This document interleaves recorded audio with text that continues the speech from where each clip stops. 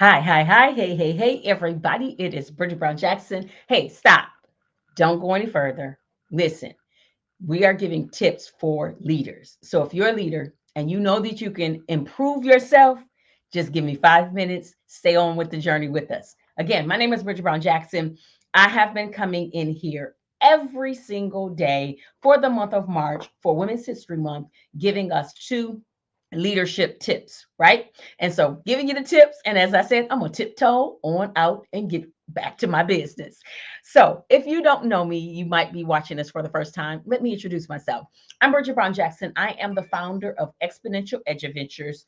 Um, as a result of my training and development, female executives are able to increase profits, build effective teams, and execute on the mission and vision of their organization. All right. So we've been coming in here every day. We've been talking about tips. And why we've been talking about tips? Because I am your behavior wealth strategist. Yes, there's wealth in your behavior.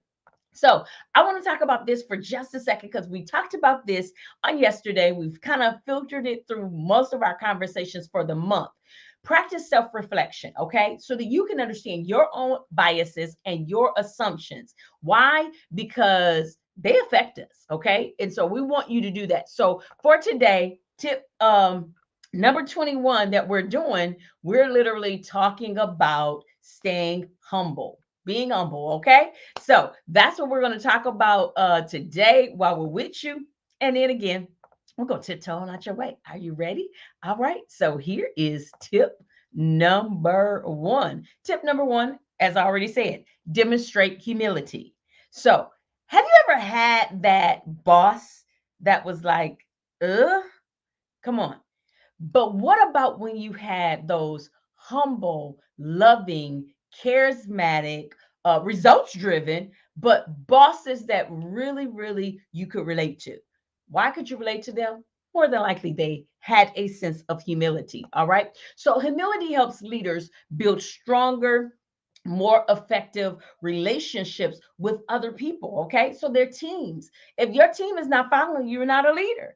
And so, how do you do that? You're going to do that by being relatable. All right. So that starts with a dose of humility. All right. Leaders who practice humility are more likely to admit their mistakes. So remember, I said your biases is one of your biases that you got to be right. Nobody's always right. We're not God, so we can't always be right. So I need you to seek feedback from other people so that you can continually learn and grow. And then expect the same thing out of your team, right? Expect that same thing from your team so that you can get those things done. Then tip number two, be a servant leader. We hear this all the time. We hear this word servant leadership. What is servant leadership? Glad you asked. There you go. A servant leader is a leader who prioritizes serving the needs of others, including their team members, their customers, and their community. And so, if you're in an organization that you have stakeholders, which you do, because all of our organizations have stakeholders, we serve others. And how do you do that?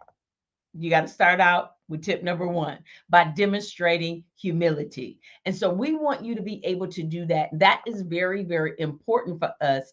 And again, how do you do that? By thinking about your biases. So let me come back to this, your own biases, your own assumptions. You have to challenge them on a daily basis. So as you are even watching this, are you at the pinnacle of your leadership?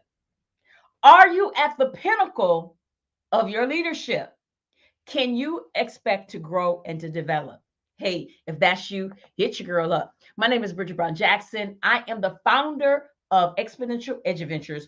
Organizations pay me to help them reduce staff attrition, grow talent, and optimize productivity. Now, who do you know? All right, I will see you tomorrow for our next tip. In the meantime, stay humble. Stay humble.